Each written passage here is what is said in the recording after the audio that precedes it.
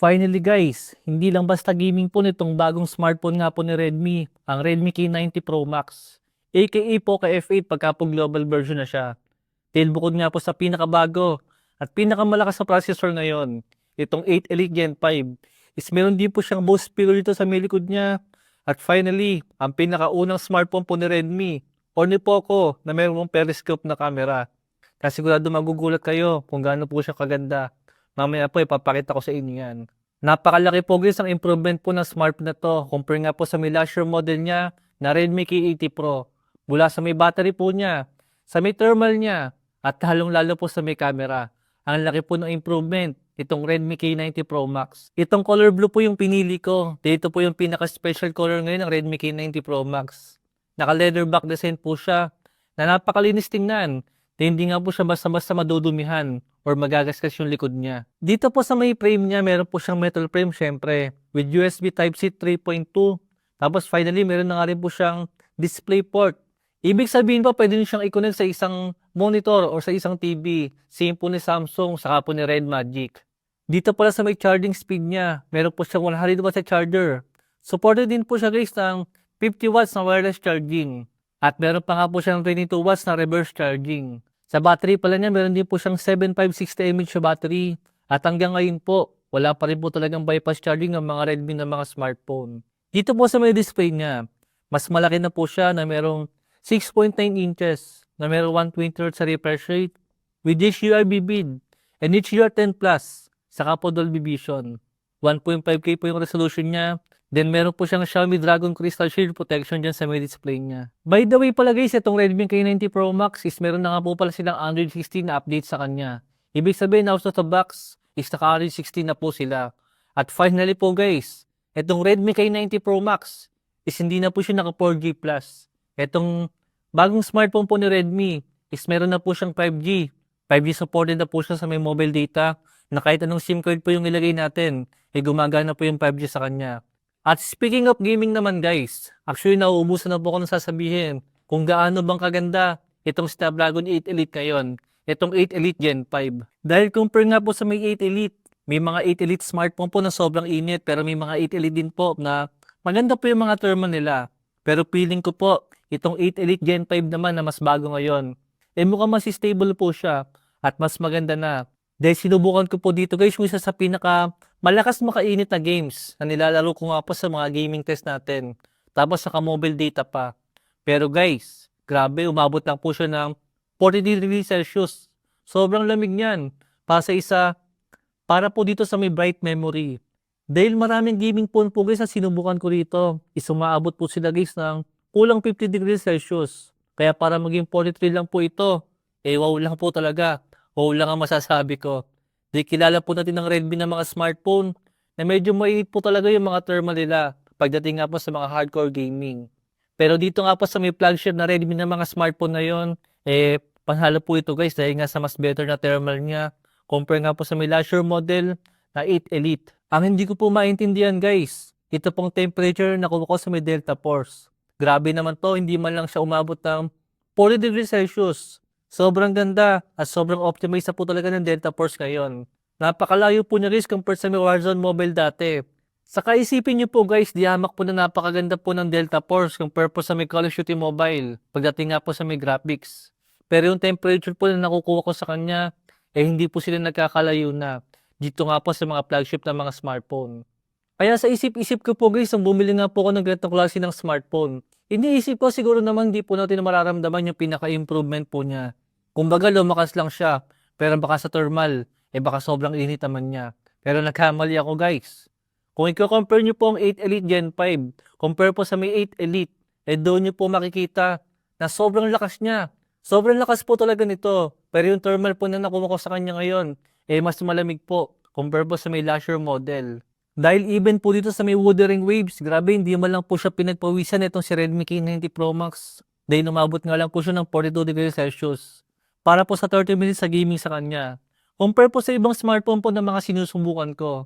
Na kulang 30 minutes sa gaming pa lang po.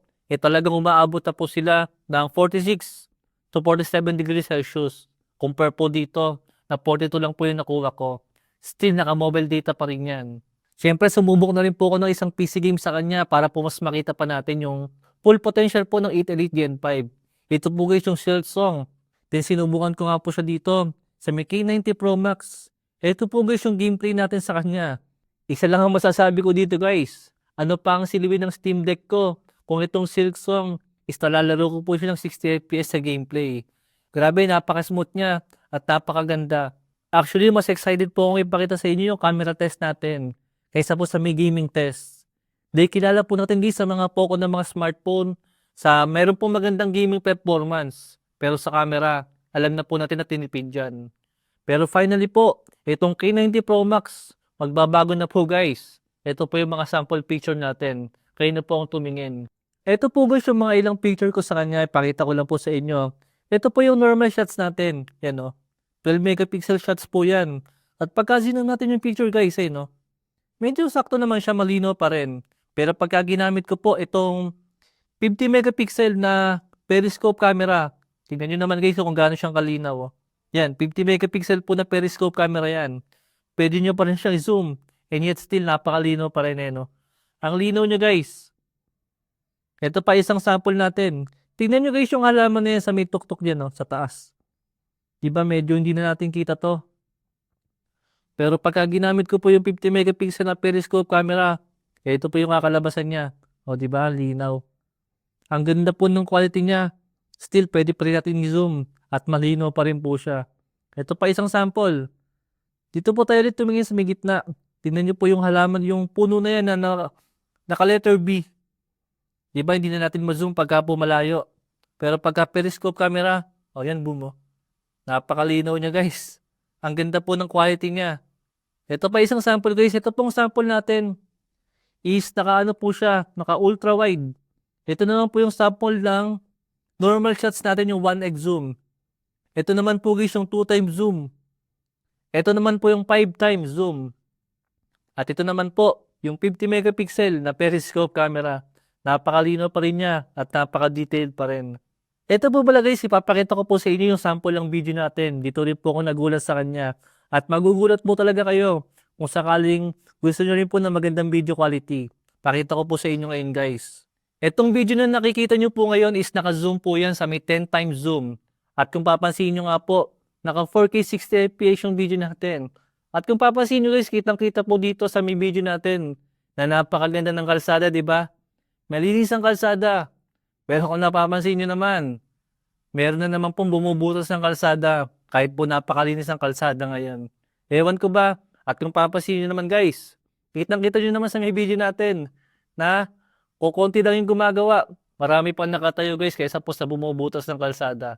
Yan lang po guys. Ang isa pang kagandahan po dito sa may front selfie camera niya, pagka po gumamit po tayo ng video, ayan guys, so kung papansinin nyo, meron na po tayong 4K 60 FPS sa video sa may back camera niya. Pero sa may front camera, eto po siya guys, so meron na rin po tayong 4K 30 FPS. Napakaganda niyan guys. May mga smartphone po dati na mga wala pong ganyan. Pero ngayon po, itong Redmi K90 Pro Max, talagang complete package po siya. Hindi lang po siya gaming phone. Camera phone din po siya, pang picture, at napakaganda pa ng quality. Kaya sobrang nakakagulat po na itong kilala nga po natin na si Redmi na gaming lang po yung focus. Pero ngayon guys, hindi lang po siya sa may gaming nakapokus ngayon. Napakaganda rin po nung kanyang camera guys. Ito guys yung klase ng smartphone na hindi lang gaming phone. Hindi lang camera phone. Hindi lang matagal malobat. Hindi lang maganda yung display. Hindi lang maganda yung build quality. Marami pa po siyang mga features na sa mga flagship smartphone lang po natin makukuha. Pero yung presyo po niya, halos kalahati po ng mga flagship na mga smartphone ngayon. Dahil meron pa nga po pala siyang Bose speaker sa may likod niya. Munti ko na po makalimutan. Ito guys, pag-usapan po natin saglit. Basically, dito ko nga po siya kinumpare sa totoong Pro Max. Dito po sa may iPhone 17 Pro Max. Itong speaker po ng Redmi K90 Pro Max. Siyempre, expected na po ito guys na mas malakas po yung speaker po ng Redmi K90 Pro Max. Compare nga po sa may iPhone 17 Pro Max. Pero guys, hindi lang po yung lakas ang meron sa kanya. Mas malinis po yung sound niya guys. Mas clear. At para po sa mga mahilig mag-sound trip dyan, talagang makikita nyo po, maririnig nyo po guys, yung sound separation, yung pinaka-instrument po na ginagamit sa mga band, talaga maririnig nyo po yung mga separation sa kanila. Grabe guys, hindi nyo po ma-appreciate ang speaker ng K90 Pro Max kung hindi nyo po siya compare sa smartphone po na ginagamit nyo ngayon. Tuloy ko na po ulit guys, hindi nga lang po premium na build quality ang meron siya. Meron din po siyang ultrasonic fingerprint. Naka IP68 ratings nga rin po yan. Meron nga rin po siyang wireless charging. Mabilis din po yung ating storage type sa kanya. At syempre hindi rin po mawawala yung matagal po na software support. Kaya po itong si Redmi K90 Pro Max, hindi lang po siya basta gaming phone. Literal na flagship killer po siya. Kung i-compare nga po natin sa ibang smartphone na lumalabas ngayon, na meron po mga presyo na higit 50,000. Yung iba nga po kulang 80,000 pa.